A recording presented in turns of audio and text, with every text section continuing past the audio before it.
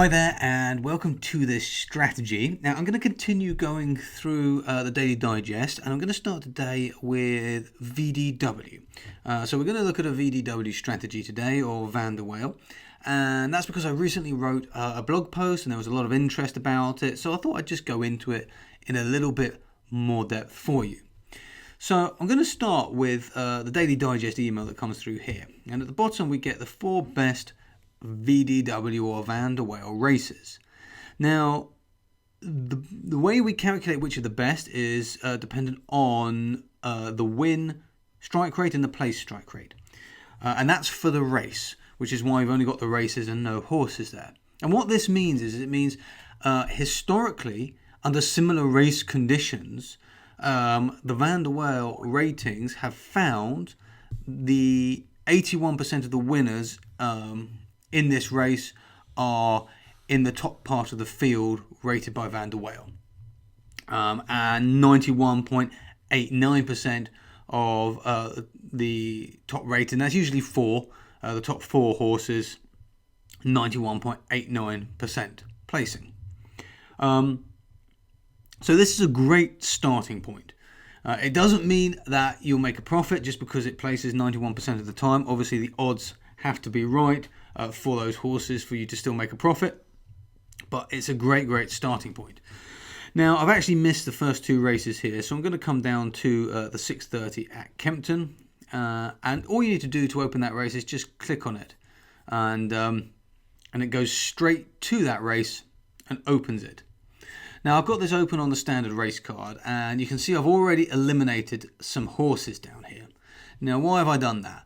I've eliminated these because if I sort by Betfair odds, you can see that they are all pretty high odds that I would never consider betting at. So that's a reason why I've removed them. I flat out would not consider betting at them. And this horse here that has odds of 0s was pulled out as a non-runner after we got our declarations, which is why the odds are 0 and there's no scores for it. And that's left me with just 5 horses in this field, which is great. 5 horses from a field of 12. Now coming back up to the top, we can see it's always good to start by looking at the race conditions and getting an understanding of what they are so you can make a proper assessment on the race. So the first thing we notice is that this is a novice stakes race for 2-year-olds, just here. And that means that we're not going to have very much history on these horses, which means we're going to want to go with the odds a fair amount. We're going to want to put a lot of weight behind ultimately the live markets. The next thing we do is we come down and we see it's a flat all-weather race, which is great, but if we move across, it's class 5, but if we move across, it's on standard to slow ground. So the ground may not suit horses that like standard. It's 6 furlongs, so it's a short sprint, or quite a short sprint. And our VDW win percentage is 82% in similar races and 98% to place. These are for the PR odds. They're actually settings that you can go in and edit, so I'm going to miss those for the purposes of this video. But you can find out what they do in the training videos. And we can see the prize money here for the winner is £3,881. So it's a low prize money race as well.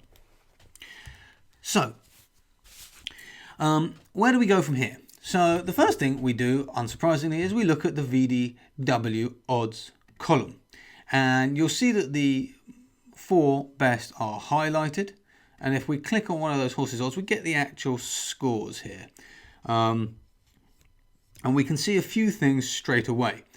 First of all, we see that the VDW form 100 is the best. So they're all pretty close.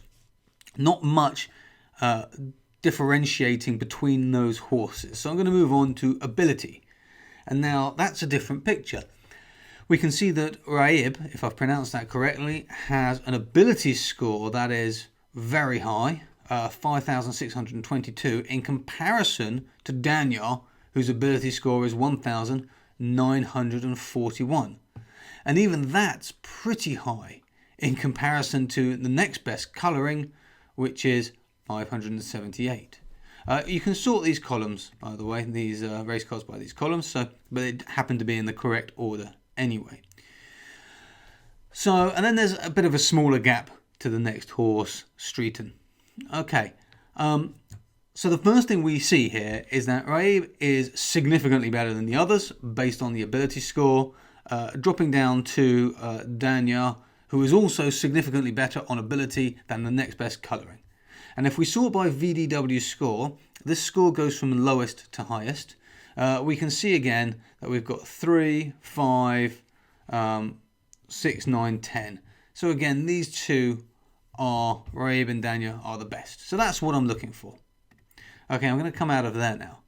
Now, we know that these are 4 horses that are in the top of the market. And I'm just going to bring, hang on, let me just bring these back. Sorry, let me take that one out because that one's a non-runner. Let me bring these other horses back in here so you can see the scores across all of these horses for VDW odds. There we go. Okay, so now you can see the entire picture. So you can see that actually these 2 horses are significantly clear in ability. They're all very similar here for form, but these are significantly clear in ability.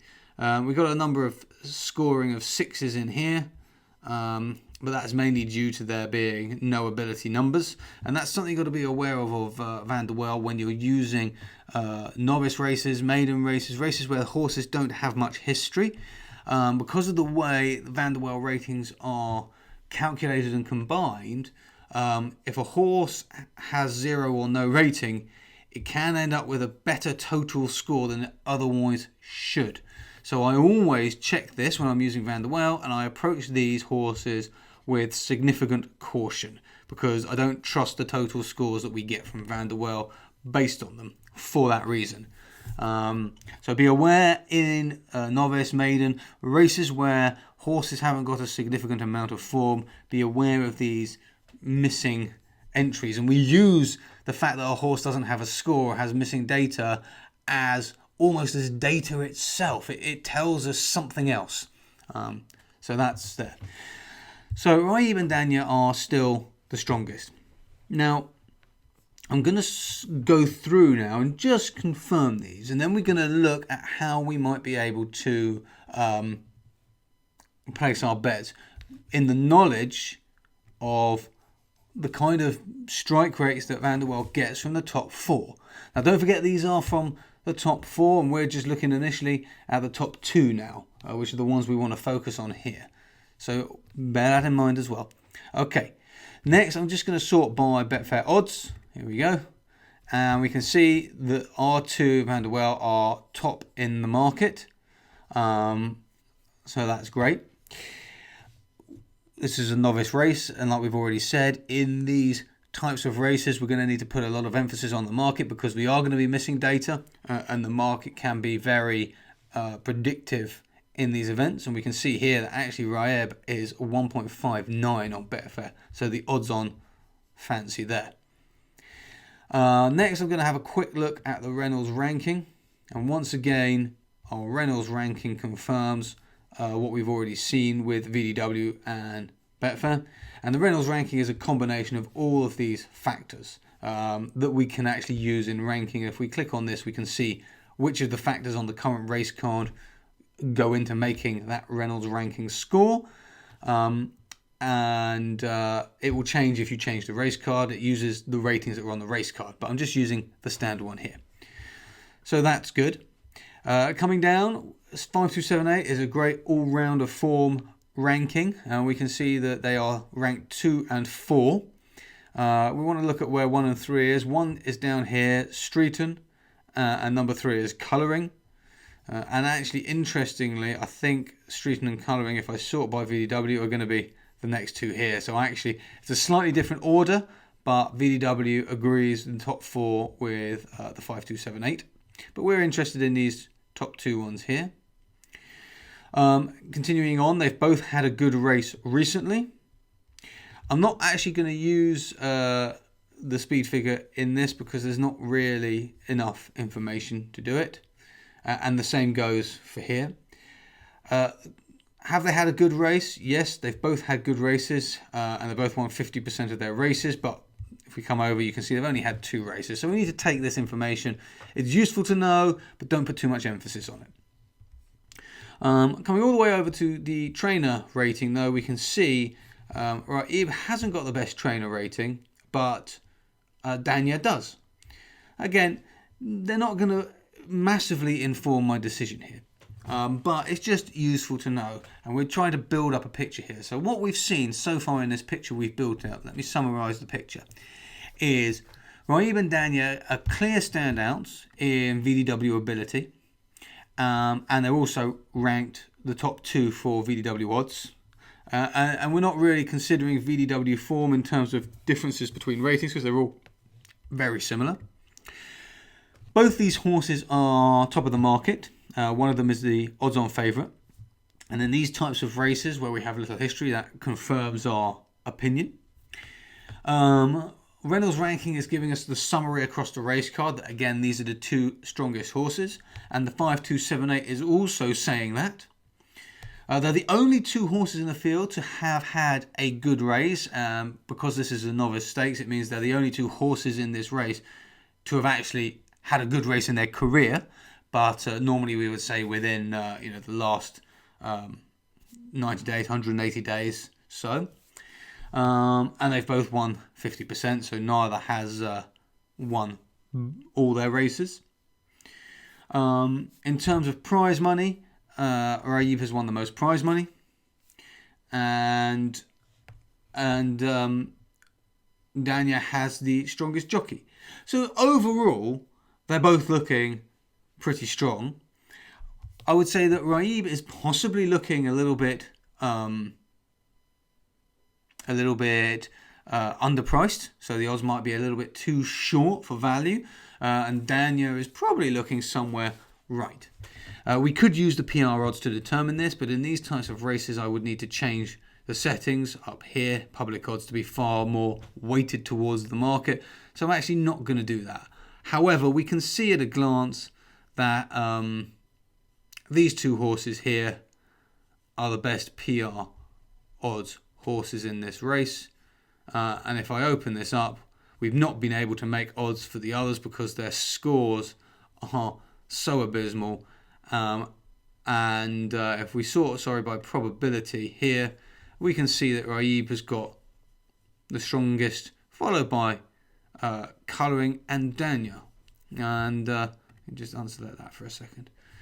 So that's quite interesting because we also saw that colouring was strong in VDW in the top 4 there as well. And that's why I like to do a last final check on these probabilities here because it just gives an idea if there's another horse that we might need to consider that we may have kicked out because of odds or some other reason.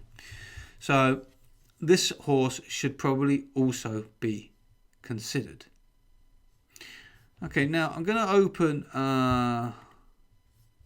Raib here in this window just to have a quick look at past races. See what he did in the last 2 races. So we can see here he was beaten 8 lengths in the last race. Class 4 race with prize money of 5,000 over 7 furlongs. But the going significantly was soft, was carrying 9.8. What's he carrying today? Carrying 9.9 today. But we got a drop of class. Previously won on Good to Firm. Came first by 1.25 lengths in a Class 3 race, but only carrying 9.5. So there's 2 pieces of information there that are key that we can pick up that may affect how we bet. The first is this race here. The weight being carried was 9.8 and the going was Good to Soft. And he was beaten, came second but was beaten by 8 lengths. Now admittedly the class was better, marginally better. Today, though, running on all weather and the going is standard to slow. So it might not be a fan of the going and carrying a similar weight here. However, the distance is a bit shorter. So it's a kind of a balance there that we're thinking. So the horse might go well, but there could be a concern over the ground and possibly the weight if one of the other horses could get ahead. Let's now have a look at Danya. Danya's last 2 races here. We can see he was beaten 4.75 lengths in the previous one. And that was a Class 4. 6,000, so a little bit higher prize money than the previous horse. The one it won was a Class 5 flat £4,000 prize money. Both of these are over 6 furlongs and both of them are on soft ground. And it's one on soft ground carrying 9.5. How much is Danya carrying today? 9.9. So there's a £4 increase in the weight there. That may make a bit of a difference, but to be honest, over these short distances, a few pounds is unlikely to make a significant impact. However, we've got evidence that this horse likes slightly slower ground, which is a big positive for that runner. And then finally, let's have a quick look at colouring, who is here. And we can see both Class 5. One was on the all-weather 4,000, so that's pretty much the same as today, and on standard to slow, but at a shorter distance. Came second and was beaten by just 2.25 lengths. Previously on the flat, soft ground, 6 furlongs, was beaten by 7.45 lengths. So the soft was obviously a bit too soft, so it could be the distance. It might prefer 5 furlongs. Let's have a look at what's being carried by Danya. 8.11 today. So again, a slight drop that may or may not make a difference.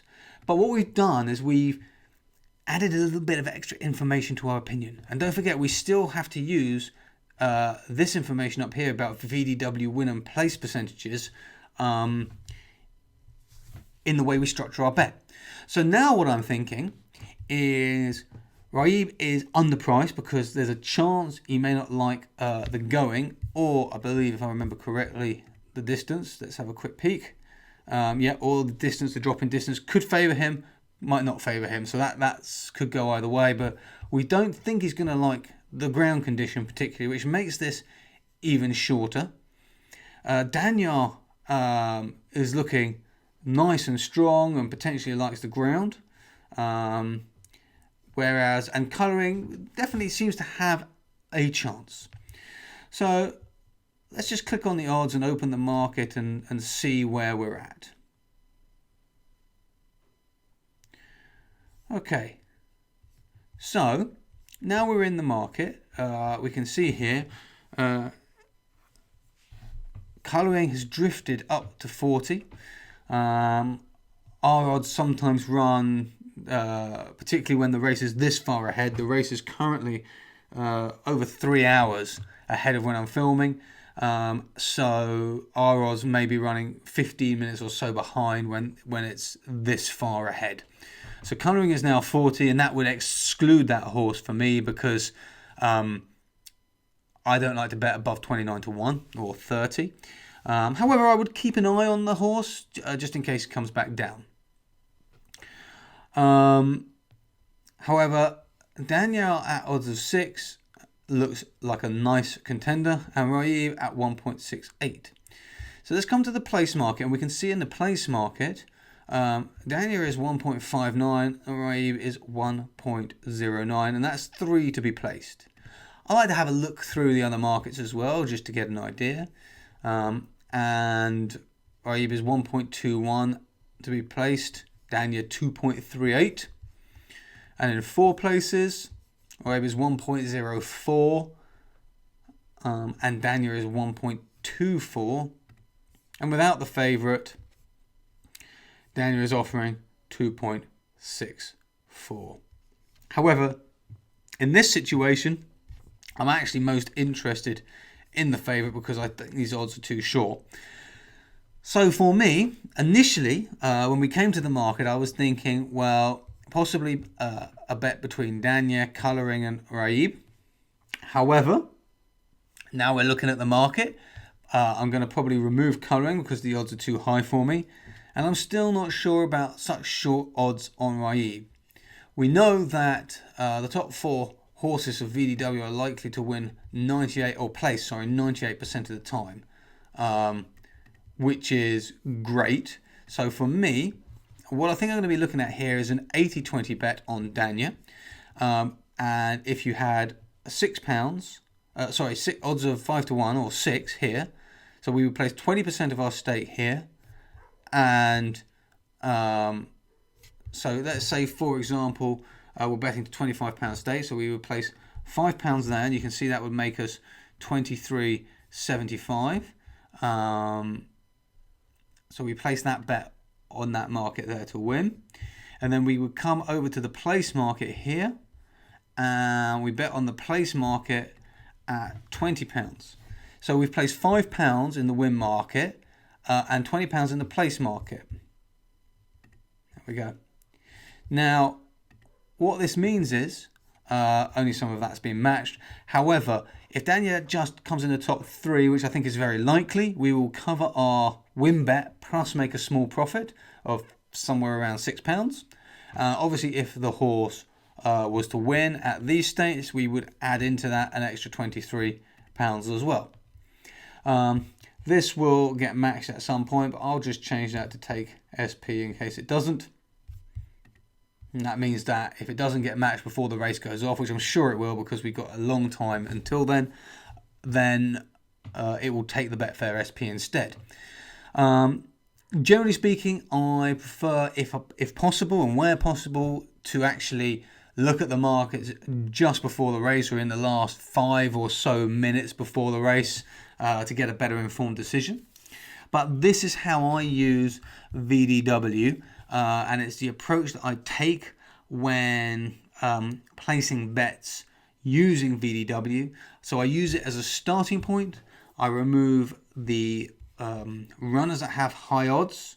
I look at the scores and I look for differences between, and sometimes we may get that in the form. And then I run through the other standard ratings. And of course you can, if you've got your own custom race cards, you can run through them instead to get a complete overview. Remember about novices, maidens, any races where we have horses that haven't raced very much. Be wary on VDW scores of blank entries and zeros, and approach them with caution.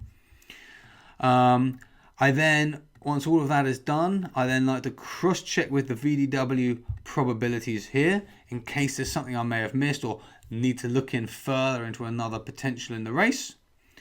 And then finally, I open the usually 2 or 3 contenders that are there and just have a quick look at their history and see whether they're going to like the race conditions or not.